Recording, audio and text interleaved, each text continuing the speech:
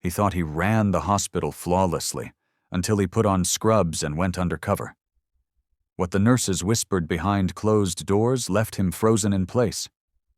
Nathan Keller was a name etched on every plaque, every wing, and every employee handbook inside Ridgeview General Hospital. As CEO, his reputation stretched far beyond the facility's white walls. He was the face of excellence, efficiency, and expansion. Yet, behind the polished smiles and stiff handshakes, a gnawing question had begun to eat away at him. What do they really think of me? One Monday morning, he made a decision. No suit, no security, no title. Just a pair of standard-issue scrubs, a fake ID badge that read Ethan, Intern, and a silent vow to observe, not command. He entered the hospital like a ghost, blending in with the early shift nurses. The elevators smelled of disinfectant, the corridors hummed with urgency, and the nurses' lounge echoed with quiet exhaustion. In Ward C, he was assigned to shadow a team of nurses under the supervision of head nurse Clara Jennings, a woman known for her brutal honesty and unmatched compassion. She didn't recognize him. Few did without the suit. "Ethan," Clara said, tossing him a clipboard. "Keep up, don't ask dumb questions, and for heaven's sake, don't slow us down. Patients first, egos later." Nathan nodded. As the day wore on, he saw things he'd never noticed from the executive floor. Patients crying in hallways, nurses skipping breaks to comfort families, and overworked staff covering extra shifts without complaint. He felt the fatigue, the weight, the compassion. Then, during a break, Clara's voice drifted from the lounge as she spoke to another nurse. "If Keller spent just one day down here, maybe he'd understand what we go through. But I doubt he even remembers we exist unless someone files a complaint." Nathan froze outside the door, coffee trembling in his hand. He had come searching for answers, but nothing could prepare him for what he was about to discover. Nathan stood motionless outside the break room, Clara's words ringing in his ears. "I doubt he even remembers we exist."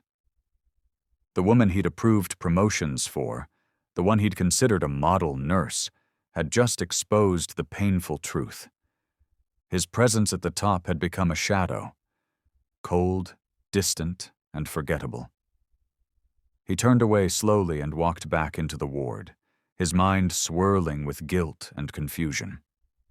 The staff around him moved like clockwork, juggling IV poles and patient charts, dealing with life and death while keeping smiles stitched to their tired faces.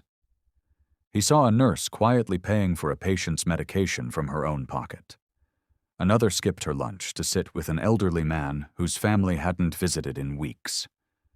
This wasn't just a hospital. It was a battlefield powered by silent warriors, and he had no idea what they endured. Later that afternoon, a young girl named Mia was rushed into the ER with a high fever and severe breathing issues. Clara and the team sprang into action. Nathan was pulled in to help hold equipment, pass supplies, and calm the frantic mother. "She's allergic to penicillin," Clara shouted. Nathan watched Clara take charge with stunning grace, her instincts razor-sharp, her heart fully engaged. After Mia was stabilized and the room cleared, Clara slumped into a chair. "They want to cut our staffing budget again," she muttered to herself. "Does anyone upstairs even care if we're drowning?" That sentence stung more than she could imagine. Nathan stayed silent, a storm building in his chest. Every cost-cutting measure, every board meeting focused on numbers rather than people. It was all clear now. They didn't just need better equipment or newer facilities. They needed a leader who saw them, who understood them, who fought for them. That night, Nathan didn't go home. He sat in the nurses' lounge long after everyone else left, staring at the walls, listening to the distant beeping of monitors, and questioning everything he thought he knew about leadership. And then something happened. Something that would change everything. The next morning, Just as the sun cast soft orange hues over the city skyline, Nathan arrived at the hospital early, still dressed in his scrubs, a decision he made deliberately. Today, he wouldn't be the CEO in a suit. He would be one of them.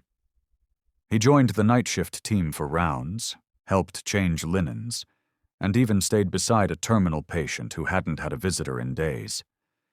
He held the man's frail hand as he spoke about his daughter, who lived far away, and Nathan promised, quietly, that someone would call her. At noon, Nathan spotted Clara outside the hospital, grabbing a sandwich from a food truck. She didn't recognize him immediately, but offered a tired smile. He asked, "Mind if I join you?" She looked surprised. "Sure. You new here?" He chuckled softly. "Something like that." They ate in silence for a bit before Clara spoke up. "You know, I've been thinking of quitting," she confessed. "This job, it takes everything out of you, and sometimes I wonder if anyone up there even sees what we go through." Nathan's chest tightened. He stared at the sandwich in his hands. What if someone finally did? Clara blinked. "What?" Before he could say more, a call came through on her pager. "Gotta go," she said, already running. That evening, Nathan called an emergency board meeting. This time, not in a towering conference room, but in the hospital itself. When the executives arrived, they found Nathan standing in the ER in scrubs, arms crossed, his expression unreadable. "I've spent the last 48 hours in this building, on the floor, in the rooms, watching our people," he began, "and I'm ashamed." Gasps and murmurs rippled through the room.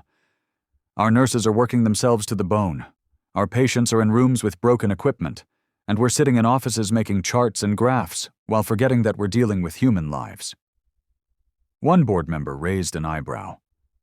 "What are you suggesting?" "I'm not suggesting anything. I'm changing everything."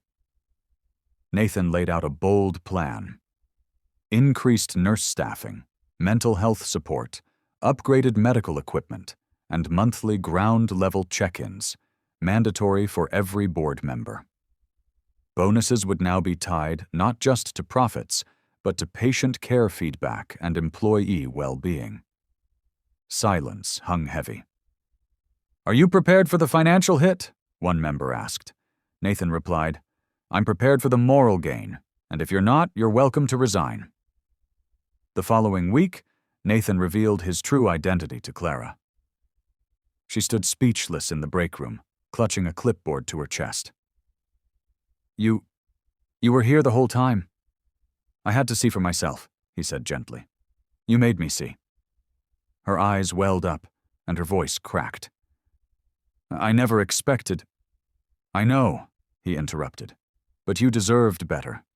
And that starts now." 3 months later, the hospital had transformed, physically, emotionally, and culturally. The halls no longer echoed with only the buzz of machines or tired footsteps. They carried laughter, warmth, and a renewed sense of purpose. Nathan walked through the lobby, no longer incognito.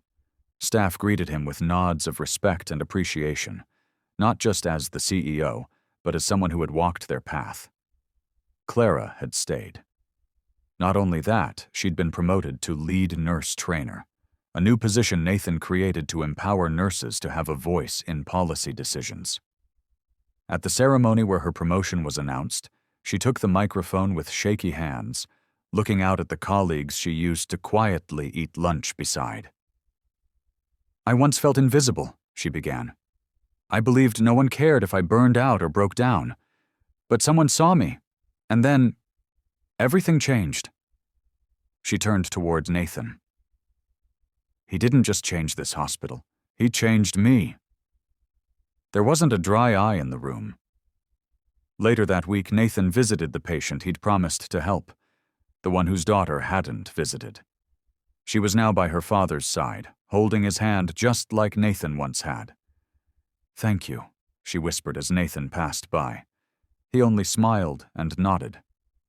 On his way out, a young janitor stopped him. "Sir, can I just say, you make us proud. You remind us that kindness can come from the top, too." Nathan paused, his eyes softening. Kindness isn't a luxury, it's a responsibility.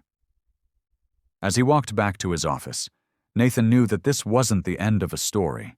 It was the beginning of a legacy built not on wealth or status, but on humanity. Because sometimes it takes putting down your title and picking up a bedpan to remember what leadership truly means. And in a place where everyone once felt unseen, one man's choice to see and to care changed hundreds of lives forever.